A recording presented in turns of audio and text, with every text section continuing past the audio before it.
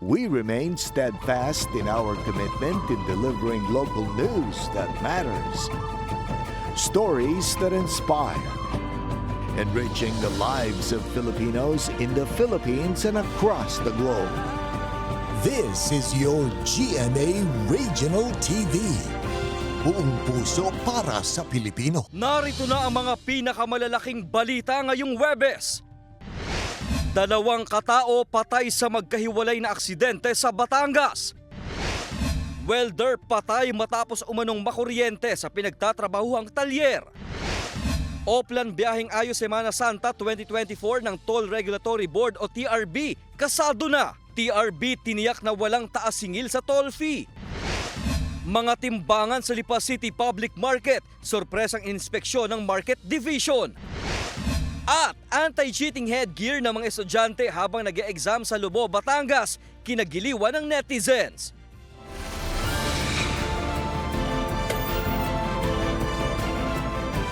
Ito ang GMA Regional TV, Balitang Southern Tagalog. Magandang hapon mga kapuso, narito na ang Balitang Southern Tagalog. Hatid namin ang mga pinakamalaki at pinakahuling balita sa Timog Katagalugan. Live mula rito sa GMA Batangas Station, ako po si Ace Medrano. Patay ang 33 anyos na rider matapos sumalpok sa kasalubong na truck sa San Pascual, Batangas. Tutukan yan sa report ni Denise Abante. Magkakasunod na nananakbo ang 3 motorsiklong ito sa kahabaan ng Barangay Poblacion San Pascual, Batangas pasado alas 5 ng umaga kanina. Maya-maya pa bahagyang tumigil ang isang truck sa kabilang linya at mapapansin na lumiwanag ang ilaw sa dulong bahagi ng video. Bumangga na pala ang pangalawang motorsiklong minamaneho ng 33 anyos na rider sa kasalubong na truck. Posible raw na nakatulog na ang rider kaya nasakop na nito ang linya ng truck ayon sa pulisya. Base ma'am sa pag-interview rin namin doon sa driver ng truck, kitang-kita niya ma'am na nakayupo na doon sa manibela itong nakasakay sa motor. Posible no na nakapikit doon sa kanyang pagdadrive gawa ng paspas ng hangin. Baka napaiblit kaya ito ma'am naging sanay no, na nasakop na. Pauwi na raw sana sa barangay Danglayan ang biktima habang patungo naman sa Bawan, Batangas ang truck ayon sa pulisya. Nadala pa sa ospital ang rider ngunit idineklarang dead on arrival ng doktor. Pansamantalang nasa custodial facility ng San Pascual Police Station ang truck driver habang hinihintay ang pamilya ng biktima para sa kanilang pag-uusap ayon sa pulisya. Kailangan focus tayo sa pagdadrive at iwasan natin talaga yung pagdadrive na mga igaling kung saan. Lalo pag nakamotor ay talagang madaling antukin gawa ng pagaspas ng hangin. Sinusubukan pang mahinga ng pahayag ng GMA Regional TV Balitang Southern Tagalog ang pamilya ng nasawing biktima maging ang truck driver.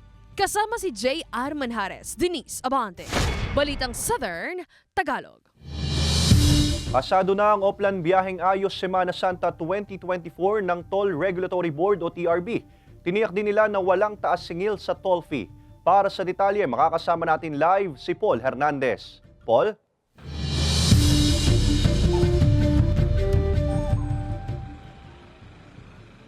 Ace, may utos din ng TRB na tapusin ng mas maaga yung repair and maintenance work sa mga kalsada para sa banayad na pagbiyahe ng mga motorista. Hindi nagpapawala ng load sa RFID para sa kanilang family car si DJ tuwing bumibiyahe palabas ng Batangas. Pag po pupunta kami tulad nga po sa mga Manila, ganon, bago po kami umalis ng bahay ay i-check muna po kung may load po yung RFID. Iwas hassle aniya para sa tuloy-tuloy na biyahe. Sa darating na Holy Week kung kailan mas malaking volume ng mga sasakyan ang nakikitang gagamit sa mga expressway, siniguro ng Toll Regulatory Board na walang pagtataas sa singil sa toll. Tiyak na raw na madaragdagan ng 300,000 na daily average vehicle traffic sa mga expressway sa South Luzon pagsapit ng Lunes o Martes Santo. Sometimes it reaches more than 10% to 15% ang additional volume that we see, no? Lalo na pagka there is this peak hour time. Maglalagay raw ang TRB ng traffic signages, road barriers at kung kinakailangan, karagdagang puwersa ng ambulant tellers. Bahagi ito ng direktiba ng DOTR sa kanilang Oplan Biyaheng Ayos Semana Santa 2024. Ang mga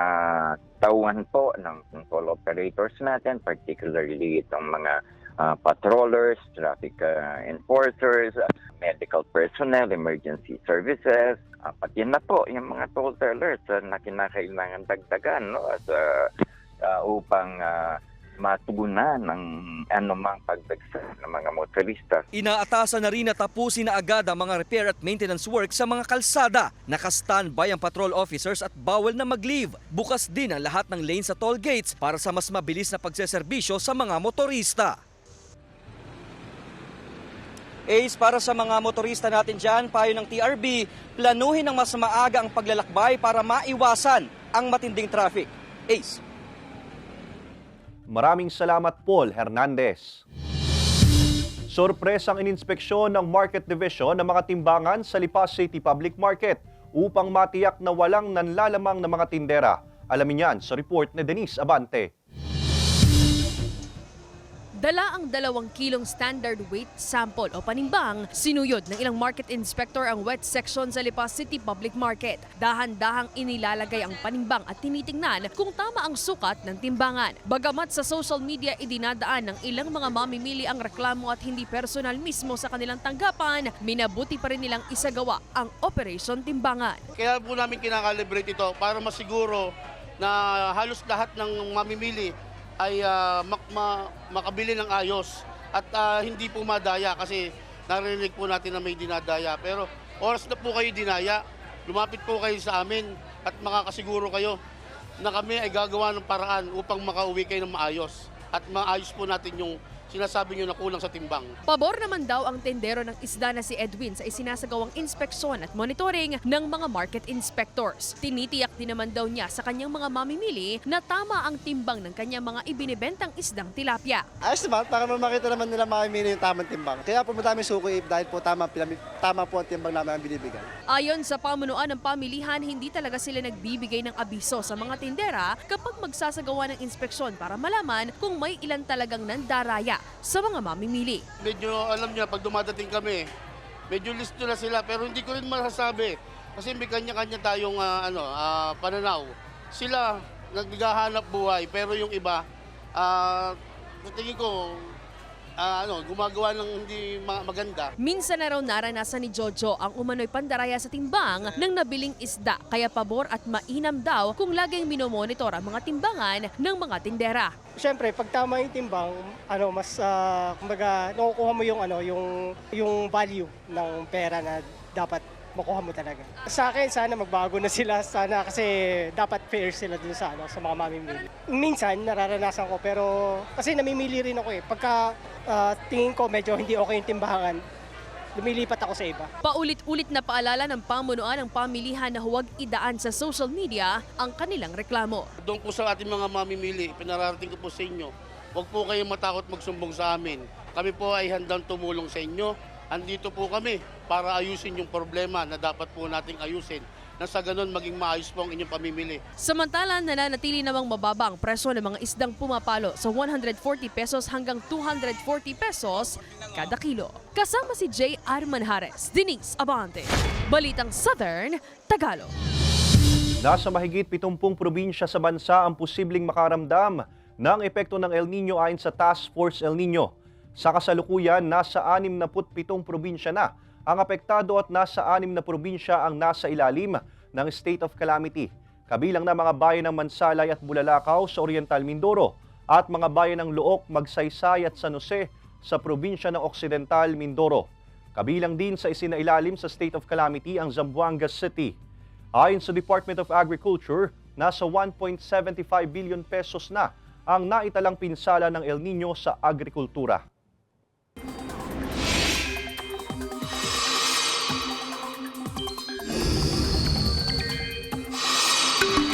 Mga kapuso, lumakas na ulit ang northeast monsoon o hanging amihan at umaabot na sa buong Luzon. Asahan ang bahagya ulit na paglamig ng panahon sa gabi o madaling araw pero di na gaya noong mga nakalipas na linggo. Sabi naman ng Pag-asa, maaaring huling bugso na yan ng amihan at hindi rin magtatagal. Mainit at malinsangan naman ang panahon sa natitirang bahagi ng bansa pero posible pa rin ang pag-ulan lalo na sa hapon o gabi. Base sa datos ng Metro Weather, may tsansa ng ulan sa Quezon at Mindoro provinces. Malalakas ang ulan sa ilang lugar kaya maging handa sa banta ng baha o landslide. hindi rin inaalis ang tsansa ng ulan sa iba pang bahagi ng bansa.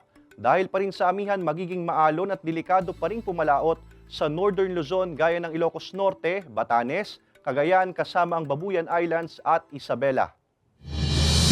Mga kapuso, bukas araw ng Biyernes, March 22, mawawalan ng supply ng kuryente ang ilang barangay sa bayan ng Lian, Batangas. Simula alas 10 ng umaga hanggang alas 12 ng tanghali, bunsod ng installation ng mga cross-arm wire sa sitio Bukana ng Barangay Matabungkay. Samantala sa Lunes, March 25, mawawalan ng supply ng kuryente ang ilang barangay sa bayan ng San Juan, Batangas. Simula alas 9:30 ng umaga hanggang alas 11 ng umaga, bunsod ng pagpapalit ng transformer sa Barangay Hugom sa naturang bayan. Ito ang GMA Regional TV, Balitang Southern Tagalog.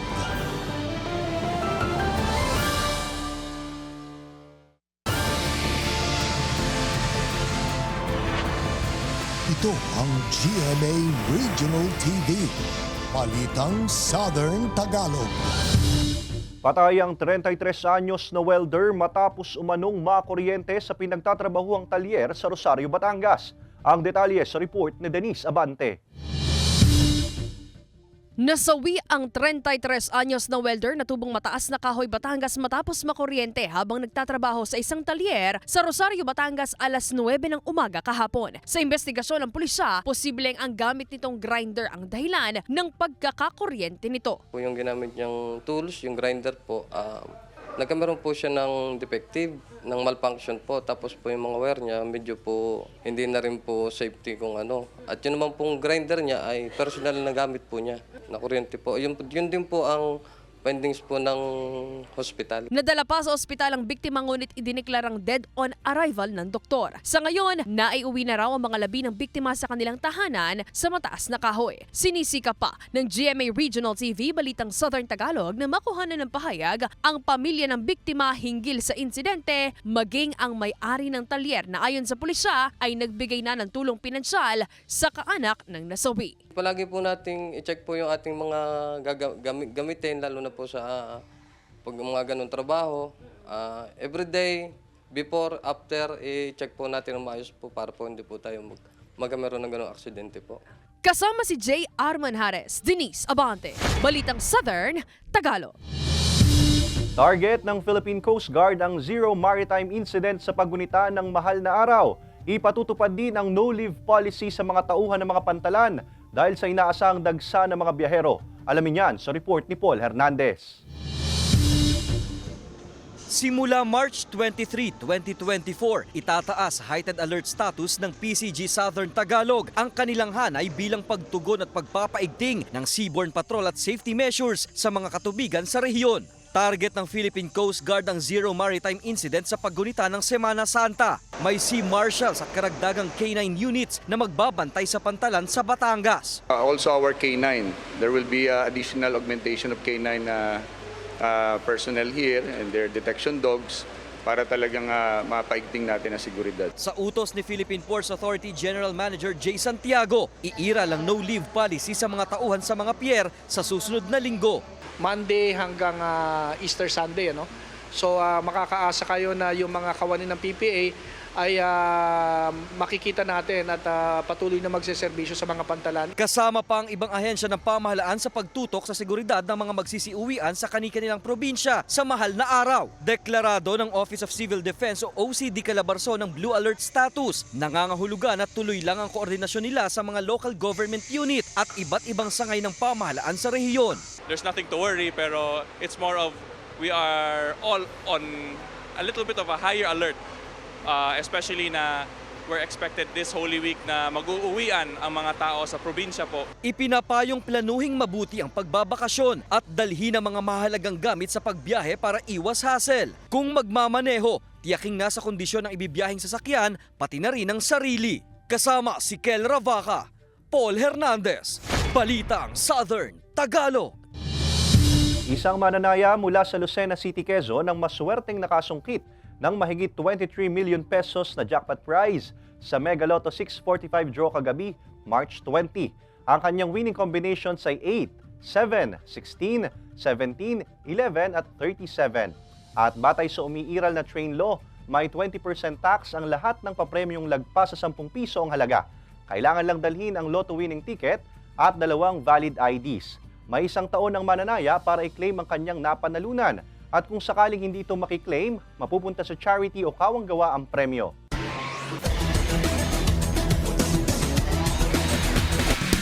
Naipwersa ng Perpetual Junior Altas ang do-or-die match kontra Letran Squires. Samantala, nakuha ng Mapua Red Robins ang 3rd place kontra San Sebastian Staglets. Narito ang report ni Hazel Alviar.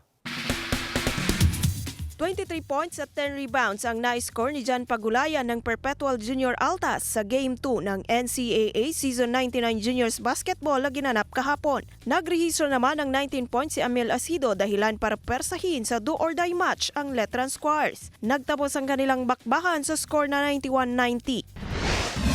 Naiuwi naman ng Mapua Red Robins ang bronze medal matapos silang talunin ang San Sebastian Staglets sa Game 2. Lumamang ang San Sebastian Staglets pero bumawi ang Mapua Red Robins sa 4th quarter hanggang sa magtapos sa final score na 64-62. Iginawa sa Lyceum of the Philippines University ang Sportsmanship Award. Most Improved Player si EJ Castillo ng AAC Brigaders. Rookie of the Year si Mark Goho Cruz ng Perpetual Junior Altas. Defensive Player of the Year si Paul Aynal ng JRU Light Bombers. Most Valuable Player si Amel Asido ng Perpetual Junior Altas at Best Player si John Daniel Pagulayan. Panoorin ang do-or-die game ng Perpetual Junior Altas at Letran Knights sa Sabado, March 23 sa GTV. Hazel Alviar, Balitang Southern Tagalog. Ito ang GMA Regional TV. Balitang Southern Tagalog.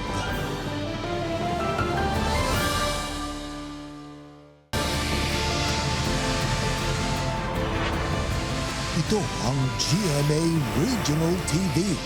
Balitang Southern Tagalog. Patay ang 42 anyos na teknisyan nang bumangga ang minamaneho nitong motorsiklo sa nakaparadang truck sa Batangas City. Nakatutok si Paul Hernandez.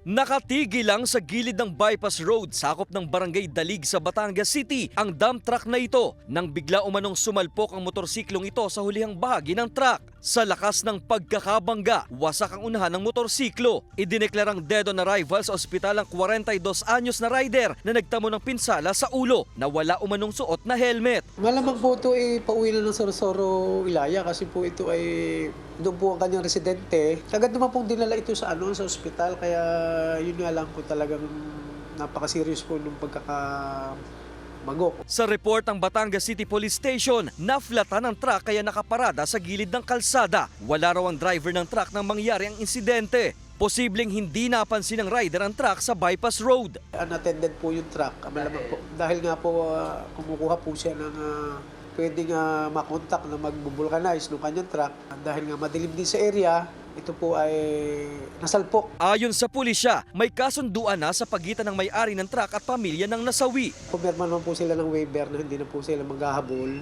o maghahabla kung saan manghukuman po dito sa Pilipinas.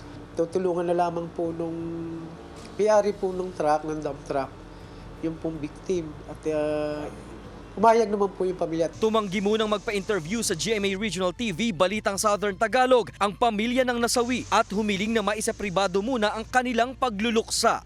Kasama si Buhay Adante Jr., Paul Hernandez, Balitang Southern Tagalog. Sumailalim sa casket making and production training ng DOST Batangas ang ilang residente sa Batangas. Narito ang report ni Paul Hernandez.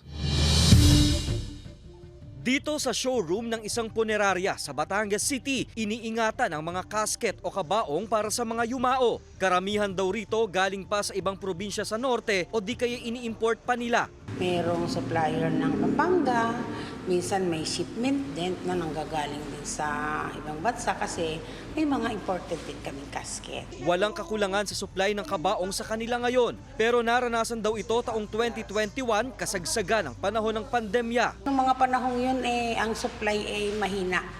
Dahil siguro sa dami ng kumukuha, kaya hindi ko naman masabing malakas na malakas kasi ang kasket nga ay nagkakaroon nga ng shortage dahil kulang talaga yung supply.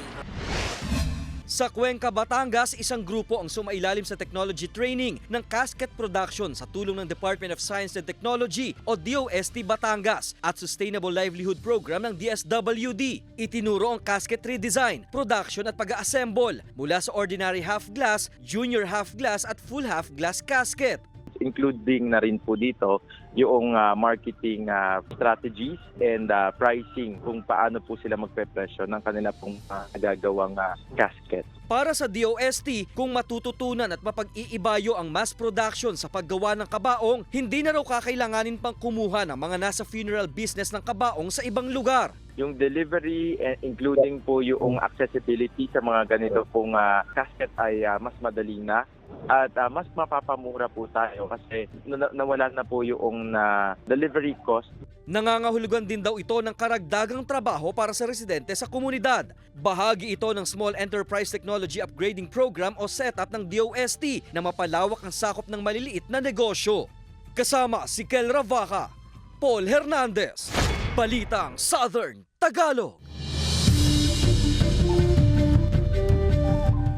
Nag-celebrate ng kanyang 10th anniversary sa showbiz si Sparkle star Gabby Garcia. Samantala, itinuturing ni Gabby Eigenman na guardian alien niya ang kanyang asawa. Narito ang report ni Hazel Alviar. Isang Thanksgiving lunch ang inihanda ni Sparkle star Gabby Garcia bilang selebrasyon sa kanyang 10th anniversary sa showbiz. Dito nagpasalamat si Gabby sa mga oportunidad na natanggap niya sa loob ng 10 taon. Ilan sa mga dumalo sa pagdiriwang ay ang kanyang pamilya, ilang GMA officials at ang kanyang boyfriend na si Khalil Ramos. Kung tatanungin si Gabby Eigenman kung sino ang itinuturi niyang guardian alien ng kanyang buhay, wala raw iba kundi ang kanyang asawa dahil mahalaga daw ito para sa kanya. Protective daw ang mga alien, kaya maging ang kanyang mga magulang, lalo na ang kanyang namayapang ama ay itinuturing din niyang guardian alien. Abangan si Gabby Eigenman sa upcoming series na may guardian alien sa April 1. Samantala, inihayag ni Jeneline Mercado na marami pa raw dapat abangan sa last 5 episodes ng Love Die Repeat. Isa na rito kung ano ang kahihinatnan ng pag-iibigan ni Angela at Bernard. Ang huling 5 gabi abangan pagkatapos ng Black Rider. Hazel Alviar, Balitang Southern Tagalog. Kinagiliwan ng netizens ang anti-cheating headgear ng mga estudyante habang nag-e-exam sa Lobo, Batangas. Narito ang report ni Paul Hernandez. Eyes on your paper, ang bili ni teacher tuwing may exam. Bawal ang kopyahan, pero kung may ganito kalalaking anti-cheating headgear, makakakopya ka pa ba? Aakalain mong nasa costume party ka dahil sa mga ginawang kakaibang disenyo ng BS Agriculture students ng Batangas State University, Lobo Campus sa Lobo, Batangas. May disenyo ng magsasaka, gulay, bahay kubo, farm animals at chainsaw. So hindi ko po in-expect na ganun po ang todo effort po ang ating mga future agriculturists. Yun po ang tawag ko sa kanila para ma-manifest na po nila sa sarili nila na sila po ay magiging isang lisensyadong agriculturist. Lahat daw ng mga estudyante may bonus points kay Sir. Ginawa niya raw ang paandar na ito pambawas sa stress at pressure sa mga estudyante habang nag-e-exam. Goal daw niyang maituro sa mga estudyante na maging patas at iwasan ang pandaraya na madadala nila kapag nakagraduate na sila. Sabi po, hindi po mapapantayan ng 5 puntos.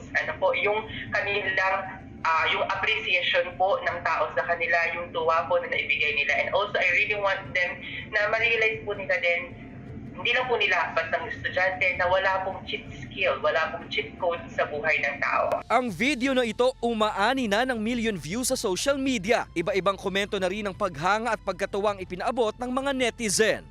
Paul Hernandez, Balitang Southern Tagalog. Samantala, mapapanood niyo po ang episode na ito at iba pa ang pinakahuling lokal na balita sa official website ng GMA Regional TV, www.gmaregionaltv.com. Pwede rin kayong bumisita sa aming official YouTube channel, GMA Regional TV, at i-click ang subscribe button para sa pinakamainit na balita mula sa rehiyon. Dahil sa GMA Regional TV, local news matters. At iyan ang mga pinakamalalaki at pinakahuling balita sa Timog Katagalugan. Maraming salamat sa pagsama sa amin pati na mga kapuso sa ibang bansa na tumutok sa mga balita sa rehiyon. Kami, ang GMA Regional TV Balitang Southern Tagalog, buong puwersa para sa mas malaking misyon at mas malawak na paglilingkod sa bayan.